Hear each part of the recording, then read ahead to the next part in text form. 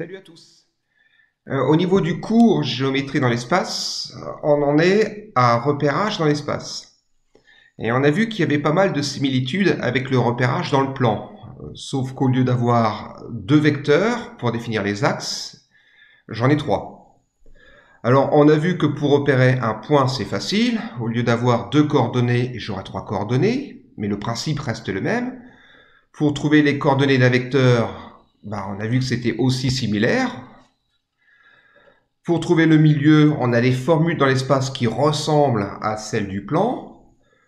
Pour calculer des longueurs, si le repère est orthonormé, dans l'espace, ça va être assez similaire que dans le plan.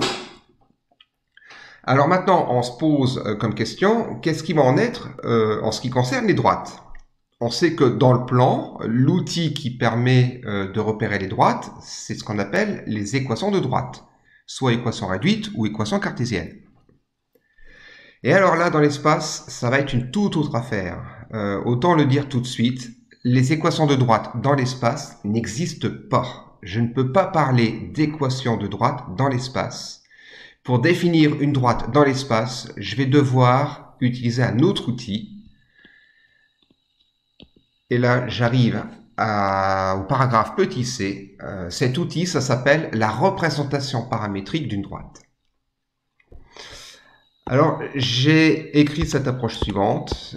Si j'ai une droite D qui passe par un point A de coordonnées XA, YA, ZA et qui a comme vecteur directeur le vecteur U de coordonnées PQR, on peut faire la remarque suivante. Le point M appartiendra à D si j'ai la chose suivante. Si je fais un croquis avant d'écrire, voilà ma droite D qui passe par le point A et qui a comme vecteur directeur le vecteur U. Un point M sera sur la droite D si et seulement si les vecteurs U et AM sont colinéaires. C'est comme ça d'ailleurs qu'on caractérise une droite. Donc je vais compléter ma phrase. Un point M de coordonnées x, y, z appartient à D si et seulement si les vecteurs AM et U sont colinéaires.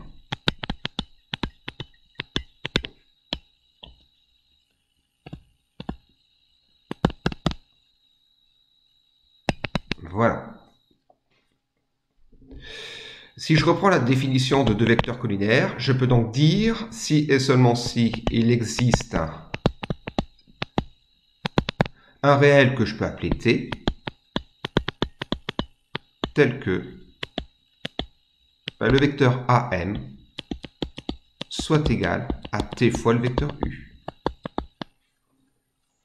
Donc je reprends tout depuis le début. Un point M sera sur la droite D si et seulement si les deux vecteurs AM et U sont colinéaires, c'est-à-dire s'il existe un réel T tel que AM soit égal à TU. Je continue mes équivalences, je vais passer par les coordonnées. Je peux dire si seulement si il existe un réel T tel que les coordonnées de AM soient égales à T fois les coordonnées de U. Alors je vais les remplacer. Les coordonnées de AM, ça va être X moins XA, Y moins YA et Z moins ZA. Et les coordonnées de U, par définition, c'est PQR. Dernière ligne.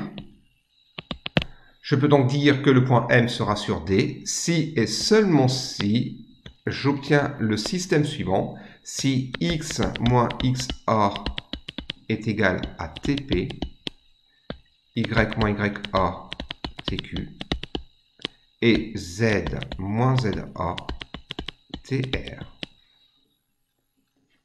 Faute de place, je vais écrire ici. Le système, je peux l'écrire autrement.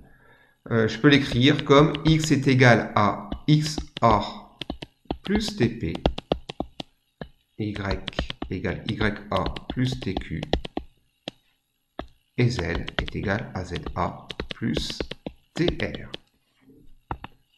Le système que je viens d'écrire s'appelle une représentation paramétrique de la droite D.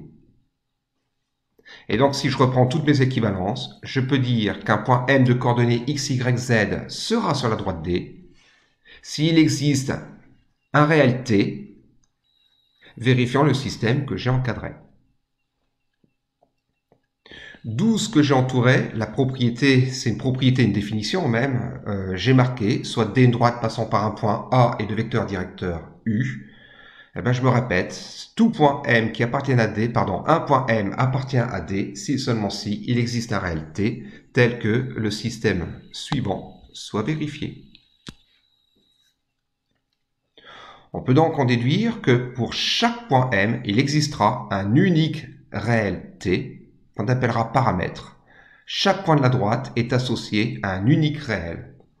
Et c'est ce système qui est encadré ici, cette représentation paramétrique de la droite D, qu'on utilisera pour faire plein de choses, comme déterminer des points sur la droite, ou comme pour savoir si un point est sur la droite ou pas, ou quand j'ai plusieurs droites, savoir si ces droites sont parallèles, éventuellement perpendiculaires, coplanaires ou non coplanaires.